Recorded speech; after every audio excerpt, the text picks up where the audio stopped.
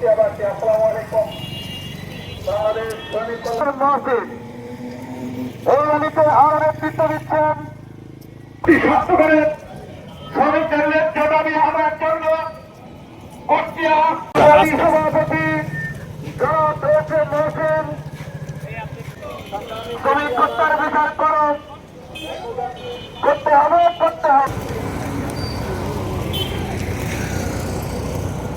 শ্রমিক কল্যাণ বাংলাদেশের নিপীড়িত বিতাড়িত মানুষের পাশে আন্তর্জাতিক শ্রমিক দিবস সফল হোক সাক্ষ্য করুন।